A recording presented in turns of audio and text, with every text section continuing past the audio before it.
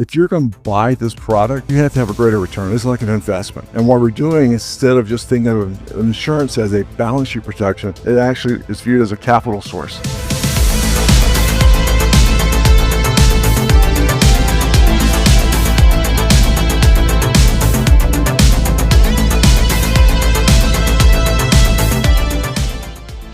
We're here to define performance confidence for new technology.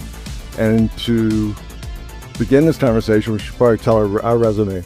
We were formed in 1981. We created by a couple of math geeks who wanted to understand and analyze risk. Some of our earliest customers were Asian auto manufacturers, and we used their existing warranty data to project future warranty events, and we built extended warranty programs. Those clients are now our customers today. We run those programs. We actually manage the cost of goods sold for those products. 2012, we created our first solar performance cover for new technology.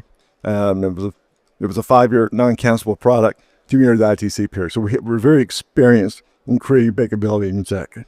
When I think of certainty for new tech, I see 3 legs. And these are the 3 legs we work toward. There has to be a technology. The technology has to work. The financial applications have to make sense. And then finally, the contracts have to bring all these things together and communicate obligations between the parties and what happens if something doesn't work. Our goal is to have that blue line of outcomes as early as possible in the life cycle of a new product, preferably before you reach that valley of death. Where we are with Intel, they're in the process of going through some independent engineering studies. We all know what capacitors are. They've been around forever. But to make them do something really special like this is unique, and we're excited to be a part of it.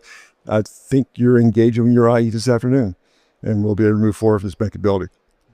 When I think of risk, in my definition, it's any deviation from the expectation. Although, if I'm on the negative side of that curve, I'm probably chastised. I'm probably praised if I'm on the right side of the curve, but both of those outcomes have consequences.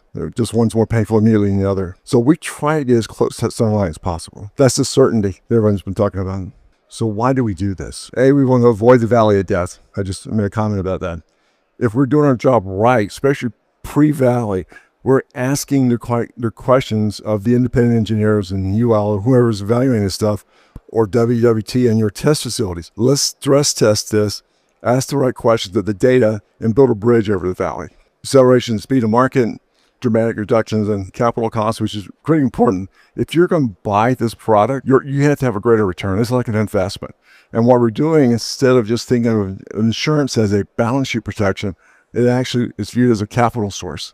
And it enables these investments to take place. There's about $75 trillion of very highly rated assets in global reinsurers, and that's where we want to tap into. It will help us accelerate the energy transition. How did we get there? Just reference you guys here, execute your IE agreement. That's pretty critical. Our team we're pretty good at what we do, and we've scanned a lot of data that's been provided to us today, and it looks good. But we want to create bankability. Bank of America is not going to take my word for it. They will take a Black & Veatch or DMDs.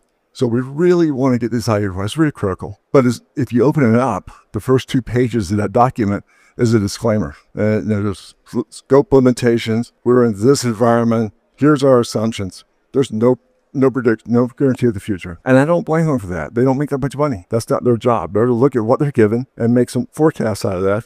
And then it's up to us to understand that bell curve and tighten it up. With performance insurance, I was a little hesitant there, because as companies get larger, there are other ways of doing this. A lot of times, the most effective way is to do it off someone's balance sheet.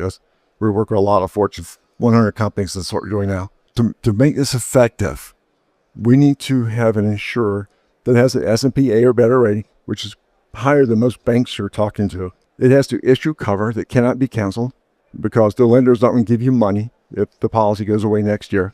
It has to be non-cancelable. And it needs to be fixed costs. If I'm budgeting into a 5-year, almost like a hedge from a cost perspective, these things are customized depending on what the applications are and what the technology. It could be hardware or software or both. It just depends on what we're asking it to do. When I look at performance insurance, it usually falls in 2 buckets. One's a warranty and one's actual performance. I'm going to deliver X output of units, and if I fail, I make you whole for the failure, for a shortfall. Usually, when a piece of equipment is a component or a subcomponent of a larger system, we're focusing more on the warranty. To do the performance, the contracts have to be really well written to see which component is responsible for what. So usually we see the OEM of a subcomponent fit inside of a warranty. And once it gets out to the fence line, either it's through an IPP or some kind of integrator, we can take that fence line approach and look at the entire ecosystem and ensure that warranty performance. But I will focus more on the warranty wrap. That warranty wrap has two basic purposes.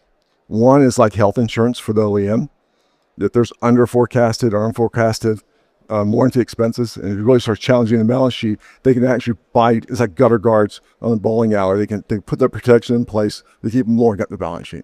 In the event of their demise, if I'm their customer, I need a bucket of money to fulfill my warranty obligations.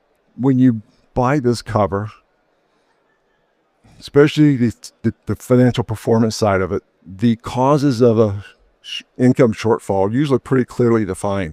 And what's critical, when we go back to that third leg from I started earlier, the contracts have to mirror that. This contract we're writing needs to mirror your sales contract, which is the contract that the bank is using. And when those work together, we create that certainty. And that's the whole goal of what we're doing. If we're doing it right, there's a return on investment of this type of insurance, and it should only be viewed that way.